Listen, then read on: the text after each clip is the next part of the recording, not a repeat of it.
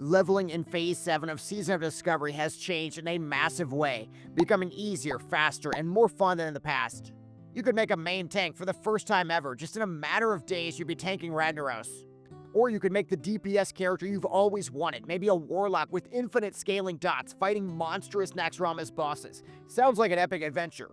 But some of these leveling methods, they're not going to be around forever, so if you want to venture into the terrifying darkness of Karazhan Crypts, or achieve your dreams of slaying Kel'Thuzad and defeating NOHITJEROME, pay close attention to this leveling guide.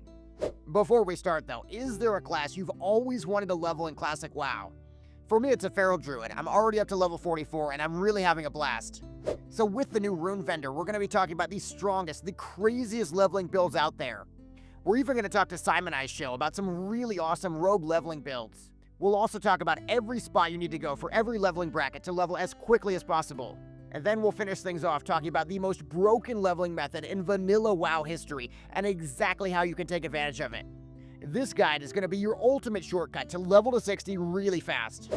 So in Phase 7 of Season of Discovery, we've got the new Rune Vendor, and this is an NPC in every single starting area. This Rune Vendor has really transformed leveling, because you can get nearly every single rune in the game at level 1, and you can level at warp speed, 2-shotting, 3-shotting mobs, and getting levels in minutes instead of hours. But these aren't the only game-changing methods, because we're just getting started. Every single class has a specific combination of runes they can use to level insanely fast. I've gathered some of the strongest early game builds from community experts on our recent community posts, and some of these builds are completely broken. Talking about rogues, players like Bretman, they're huge fans of the Carnage rune, the Crimson Tempest rune. You've got super high damage, and you've got very high self-healing as well. I also talked to the expert player Simon I's, and he has a very superpowered build he loves to use anytime he's leveling his rogues. For rogue leveling in Season of Discovery, you really, if you're trying to go fast, you want to be doing backstab. To make a build like that work, you generally have to have the Cutthroat rune on your hands and the Slaughter from Shadows rune on your chest. And then you can get a little faster using Shadow Step on the waist, just jump into the next enemy way faster.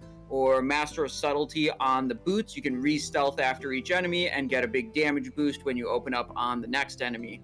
So moving into Paladins, this is where Aaron really suggested a cleave-focused leveling build. You can open with a huge Avenger Shield, and then follow up with even more AoE from your Hammer of the Righteous. He also recommended a slow one-hander, so you can get huge Divine Storm hits, and he also likes Guarded by Light as well, so he never has to stop for mana. Talking mages, Noob Slayer has an insanely strong single-target build. It's got solid AoE capabilities as well, featuring skills like the Ice Lance, the Frozen Orb. If you really want to go for a crazy AoE build though, Clavin, he recommended a Living Bomb-focused build with huge AoE for farming, and you can even stack on Living Flame for even more damage.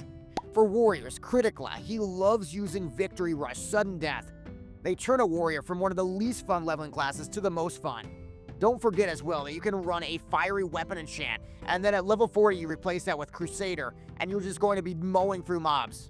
Talking Druids though, both Alexander and Ravora, they mentioned just how fun Druid leveling is, just getting all the runes, stacking them together. Things like the Star Surge, the Starfall. You've got massive single target, you've got massive AoE, and you've got massive XP gains. Also, don't forget that a White Staff with a new Spell Blasting enchant, it can really amp up your damage to absurd levels if you can afford it. So for Warlocks, Audio HQ, he really loves how easy and fun Warlock leveling is, especially with Unstable Affliction and Pandemic, and that's the one that lets your dots crit. Meanwhile, Barry is a huge fan of getting Felguard at level 10, and you just have Haunt for constant uptime as well. Now talking hunters, several players like Sniper DPS, Mark Sterling as well, they mentioned a strong new melee hunter build. You've got the Beastmaster spec, you've got runes like Hit and Run, you've got Melee Specialist. You are cranking damage while basically not taking any yourself. We also can't forget that priests have the insane Mind Spike Shadow or Death combo, and you can even have 2 sets of boots so you swap between Void Plague and Dispersion, and you basically have infinite mana. Also shamans, they've got this insane way of leveling with the Burn rune. You get your Lava Burst, your Flame Shock, and you're stacking intellect gear like the 22 intellect enchant. You're gonna be getting your intellect converted to spell power, which means you're basically gonna be doing the damage of a character 15 levels higher than you. If you're leveling right now, which build are you currently rocking? Drop your favorite build in the comments. So because the new Rune Vendor makes leveling so much faster, so much more fun, you'll want to get a set of gear as quickly as you can, so you can put all the runes on it. I'm gonna link my 60 upgrades link with all the recommendations for each slot for a level 1 character. Breaking it all down, your chest, your bracers, your gloves, your pants, your boots, they're all buyable from the starting vendor. Though you should note that they have different names for Alliance and for Horde.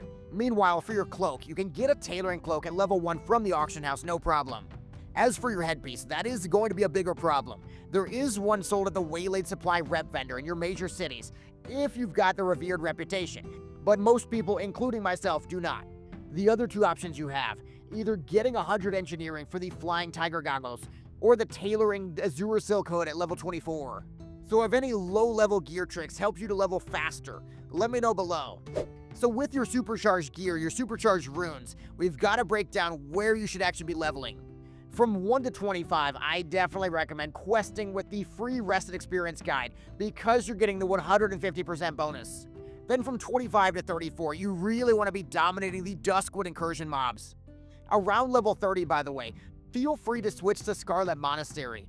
It's incredibly fast, and whenever you get tired of it, hopefully you can latch onto a very nice person that's giving out some free boosts. Then from 37 to 47, this is where you really want to mash through Ashenvale Incursion mobs at record speed. Finally, from 47 to 60, you've got all sorts of options like the Feralis Incursions, Hinterlands Incursions. Just don't overlook Searing Gores for a very nice cash bonus with all those dailies on the way to 60. If killing mobs in 2 hits, though, is still taking too long, there is a brand new leveling method that is arguably the most broken in vanilla history. See, Blizzard has had a really big problem with the recent Scourge invasions. Those are the events where you have to go around fighting all the different undead mobs in the invasion zones. But the problem is they're way too crowded on mega servers.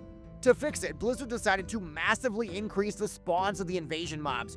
The thing is, you can get experience from the invasion mobs on low-level characters. That means if you have low-level characters, they're in the group as you're destroying these mobs, you could be giving them over 1,000,000 experience per hour. Now, if you know somebody, a tank paladin, a tank shaman, with some solid gear, they can definitely be doing this boost incredibly well. Yes, there will be some minor annoyances like having to repair your shield every so often, but ultimately the XP is absolutely crazy. The secret class that can really take advantage of this method, though, is Rogue, and I'll let Simon Eyes explain. The Fan of Knives ability is really the main thing that makes this all possible. It's an ability that hits with both of your weapons on every enemy around you. And the key to that is that it's weapon strikes. So you can trigger chance on hit effects like the effect of your Fell Striker, or in Season of Discovery, it's much easier and better to get Wind Striker, which works with the other critical element of the build, which is the focused attacks Helm Rune. So these three work together really well, combined with a very large number of enemies. You hit Fan of Knives, you get a Wind Striker proc, or maybe you don't, but you get a lot of critical strikes off of those, and then the focus attacks refunds all or almost all of the energy cost of that Fan of Knives cast, and then you can just cast Fan of Knives again. When you get enough enemies, you basically go infinite, and you can cast Fan of Knives every single global because you're fully refunding the energy every single time. So there you have it, the ultimate Phase 7 leveling guide. It's complete with insanely strong rune combinations for every class, the best locations to level for every bracket, and of course, the most overpowered leveling method in vanilla history. Now it's your turn to pick a class and really dive into a new leveling journey. Which class are you guys most excited to level next? Because I know mine's gonna be the Shaman. I would also love to hear any leveling or fresh 60 tips and the experiences you have to share as well. They might just make it in the next video. Thank you for watching the ultimate Phase 7 leveling guide. Make sure to like the video and subscribe, or you might miss a crazy Mists of Pandaria video where we really do a deep dive on whether this launch is going to be amazing or terrible.